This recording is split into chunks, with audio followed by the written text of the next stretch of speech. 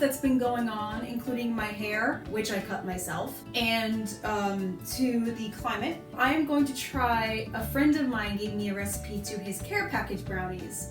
However, I'm obviously going to butcher it. Sorry, Danny. So the recipe calls for specifically half a cup of cocoa, half a cup and 2 tablespoons of flour, 1/4 teaspoon of baking powder, half teaspoon of instant coffee or espresso, salt, sugar, vegetable oil, vanilla, eggs, and chocolate chips. I'm not giving the rest of the numbers for the recipe because it is his recipe and I didn't know if he really wants me to share the rest of it. But you know what's in it, you just don't know the ratio. However, I'm gonna mess with the recipe and you'll end up hearing the numbers anyway. So what I'm gonna do is a half cup of cocoa powder first. So you have different types of cocoa. You can do natural, which is just ground up cacao beans, and it's slightly more acidic, so actually you can use it with baking soda in order to help it rise. Whatever you're making. However, in this instance, I am actually using Dutch processed powder. That means that it has less of an acidity and it's had another compound mixed in it in order to calm down the acidity and make it more pleasant to taste. So I'm going to use that. And next I'm going to use flour. I'm actually going to just use almond flour. It just has more protein, just better for you in general. And I'm going to add a lot more sugars later on, so I really don't need to worry about all that. And then next we're going to add a 1/4 teaspoon, well, it calls for a 1/4 teaspoon of baking powder. However, I am not using eggs. So for my replacement, I'm going to need more baking powder to help it rise, especially since it's Dutch processed cocoa powder, which will not allow it to rise too much without a basic such as baking soda. Meaning pH. So since this calls for about 1/4 teaspoon of baking powder, I'm actually going to go with a full teaspoon. Okay. Then it calls for instant coffee or espresso. I don't have instant coffee or espresso, so I am doing regular coffee. I only have about 1/2 to 1/4 teaspoon, maybe a little bit more, so I'm just going to slowly put that in. And then I'm going to do a 1/4 teaspoon of salt. So now we're going to mix that together. You could have also sifted all your ingredients together. Now that I think about it, I probably should have done that. And so now we're going to put that to the side and clear out some of the stuff. And now we're going to bring the wet bowl over. And now we're really messing with the ingredients here. For the wets, you need sugar, vegetable oil, vanilla, eggs, and chocolate chips. As I said, I'm not using eggs. And you know, my normal replacement for eggs is bananas! I'm going to actually be using about 2 bananas. Normally you would use 1 banana for 2 eggs. However, I'm also going to use this as my sugar component, or part of my sugar component. So we'll see how this comes out. And since I did add the extra baking powder, I'm hoping we'll be fine. So there go the bananas! Plus, I actually had to get rid of the bananas because they were actually going old. So 2 birds, 1 stone, awesome sauce. Next, we need to use vegetable oil. Again, I'm not using regular vegetable oil.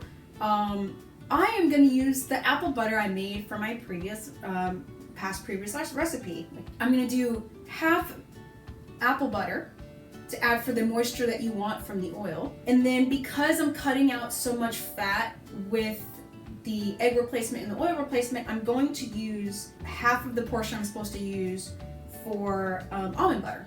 So, or not really almond butter, the nut butter I made previously. So the nut butter I had made has almonds, peanuts, and spaghetti squash seeds. So there's a good amount of protein, good amount of fat in there.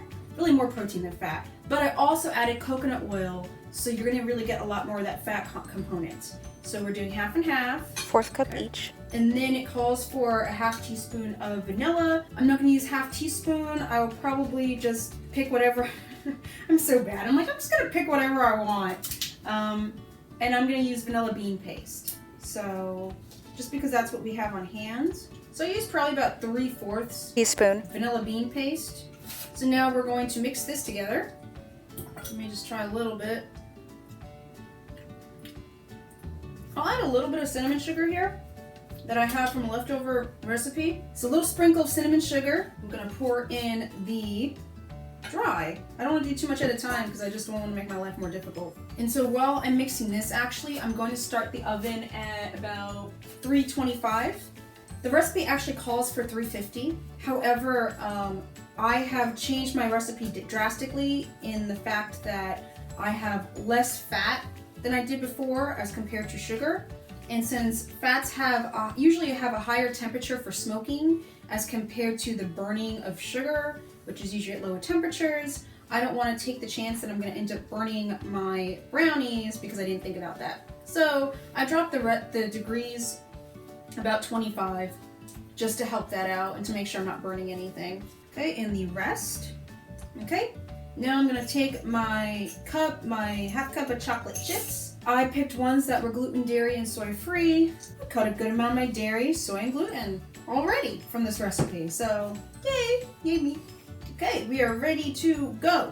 So I'm going to use a pan that I've already put parchment paper down and I have already sprayed, so I don't have to worry about sticking, hopefully, because these seem like very sticky brownies. So just pour it in and spear them down. And you may still have pieces of banana if you're trying this recipe at home. What I have found is that when you're cooking with banana, actually the banana melts. So fun fact, when you're getting fried banana, normally at restaurants, half the time it's actually sweet plantains, not bananas, because bananas easily melt with high temperatures. Okay, that is laid down. So why don't we take a look? A delicious beauty.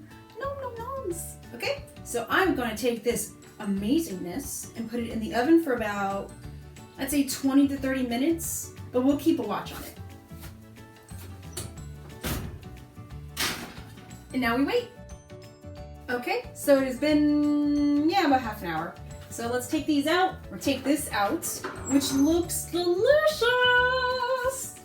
Time to show deliciousness to be nopsies. Okay, so this just has to cool down a little bit. And then we are gonna get to the next part.